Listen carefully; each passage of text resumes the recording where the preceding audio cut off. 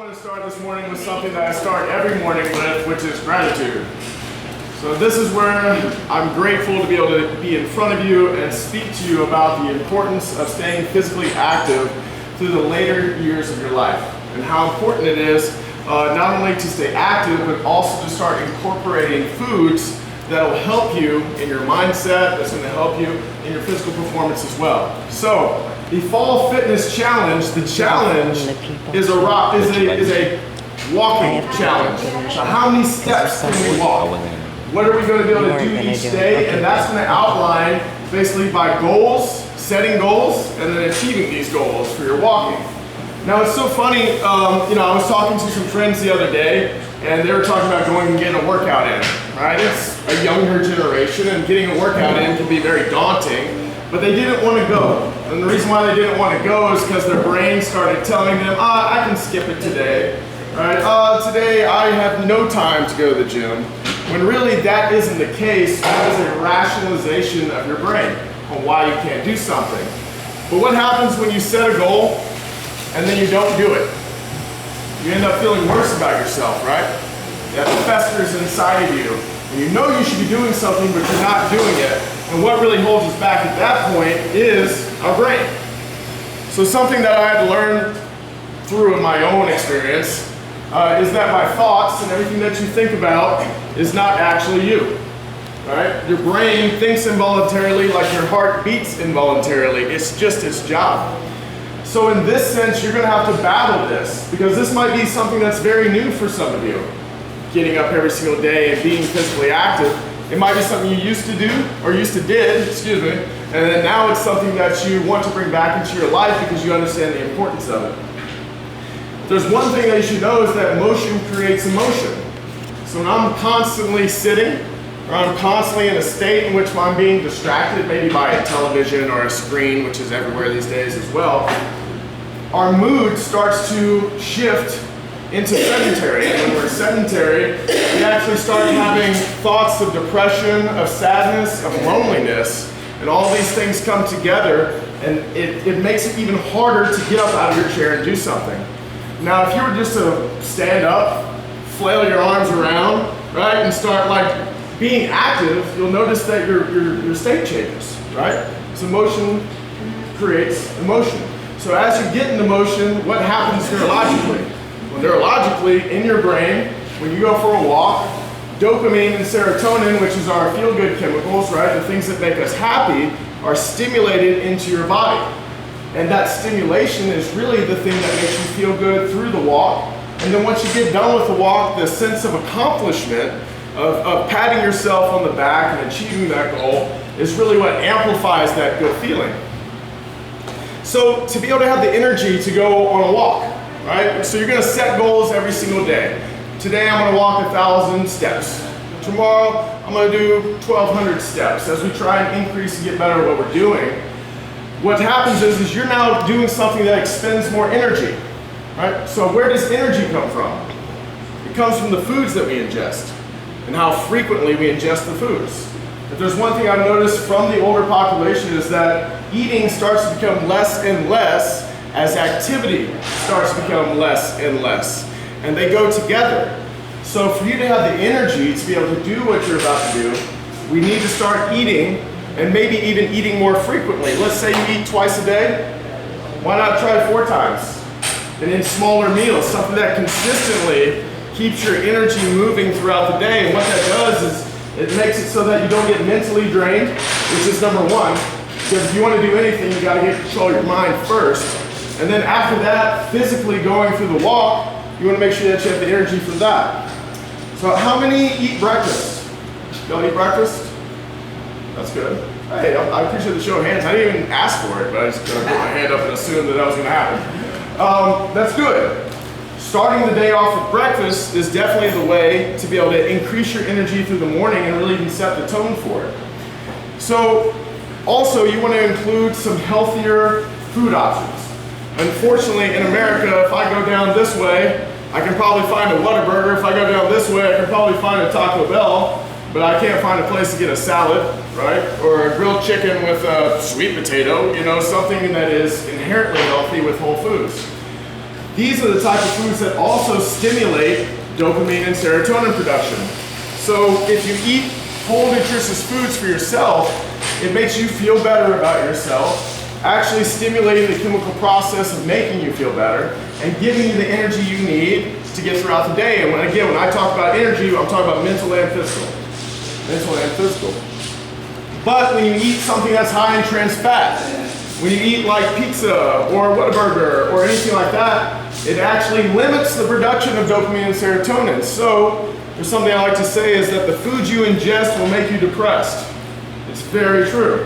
When you start eating these foods and it's limiting the production, it's a cycle of not feeling good about ourselves and then eating something that makes us not feel good about ourselves and then not feeling good about ourselves, and it's a vicious cycle. It can be a cycle that brings you down, and it can be just stimulated by the foods that you ingest with the food-mood connection. Good thing about modern day science is it started to come into play in the late 90s after we realized that we had an obesity and overweight epidemic. And now in America, I think the stat is that 60% of the American population is either obese or overweight. That's more than half, right?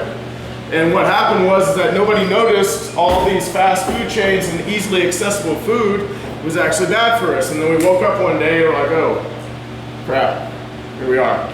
So then all the science started coming out, and food-mood connection is something that came out of there, showing you that the foods that you're eating can really influence your mood. So the best thing that I think I can do for you today, if I were going to offer like the most value that I can, it would be to outline a morning routine.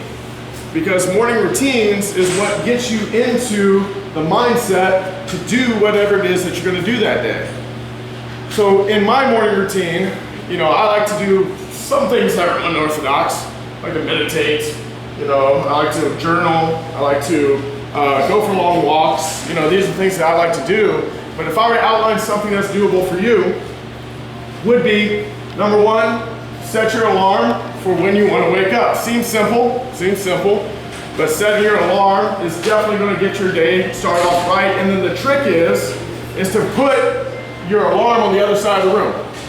Don't put it next to your bed, something that you can just hit and then roll back over. Make sure you have to get up out of bed, set your alarm, unset it, whatever starts your day. The next thing I like to do is immediately go outside. We live our lives in a box. You got here in a box, right? But human beings were meant to live in nature, our natural areas. So when you go outside, you probably find this, except for when it's 105 degrees outside in Texas. This is why as I go out in the morning, bask in the sun, bask in the outside, the air, everything that brings you. And then this is where I like to do a little bit of a gratitude practice. And it's funny, sometimes people don't understand that they were like, what can I be grateful for? You can be grateful for the air that you breathe. You can be grateful for the life that you have, for the people in your life. Starting your day out with gratitude scientifically is proven to change the way you perceive your day. So there are people that say, I have to wake up today, or I'm grateful I get to wake up today. The thing that's happened neurologically as well in your brain is that any low-level frequency emotions, like sad or anger or even depression, all of these things, they come from your limbic system. Your limbic system is the old world brain. Before we knew how to speak, before we had any higher order of thinking, all we had was the limbic system, which told us I want, I get, and then also housed all the emotions that we have. Once we developed a frontal cortex and a higher order of thinking, whenever you think about gratitude, it comes from there. So it can actually pull you, it is one of the only things that can pull you from sadness to joy in an instant. Because instead of using this part of your brain, which is the back of your brain, it then shifts to your front. And by using that front part of your brain, that physically shifts your emotions. So gratitude is next. Start your day off with gratitude. After that, I like to come in, you're going to get a little journal. It's not really a journal, it's more of like a tracking paper. But I like journals, and I think I'm speaking to a generation that understands the value in writing. When I try and talk to my younger generation, they're like, well, text it. Why can't I text it? There's actually physical science behind physically writing something down and how that locks into your brain and how you perceive it and hold it accountable to what you want to do. So my next step is write. Write down today, I'm going to walk 1,000 steps.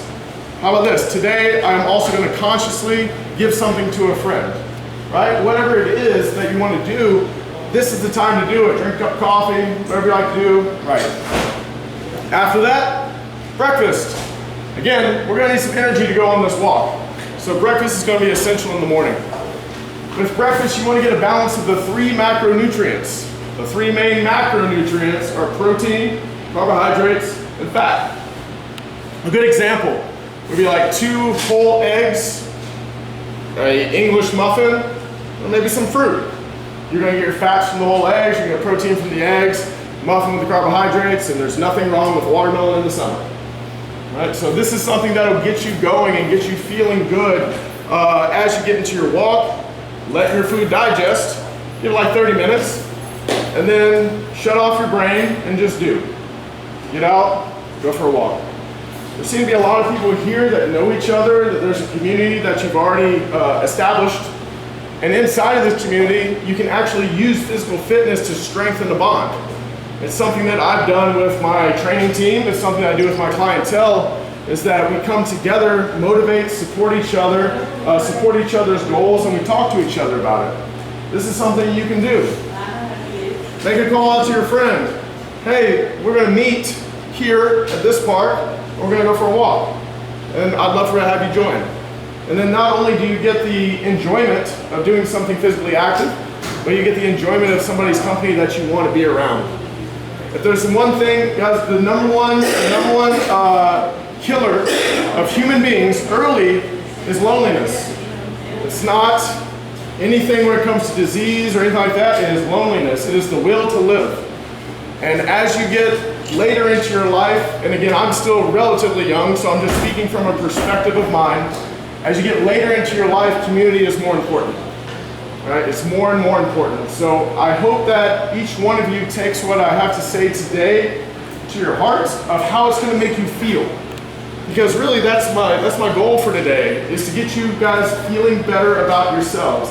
And you might be totally content with who you are. I love myself. That doesn't mean I don't have things that I want to improve about myself. Right? So this is what I'm just wanting you to get out of this, is that 1, it's going to take a shift in your routine to be able to do this. And then 2, once you do this and you go through this process, you're going to find yourself a completely different person 2 months down the way, 3 months down the way, and the only difference that you're going to have in your life is that you went for a walk. So, thank you for listening. I appreciate everybody here.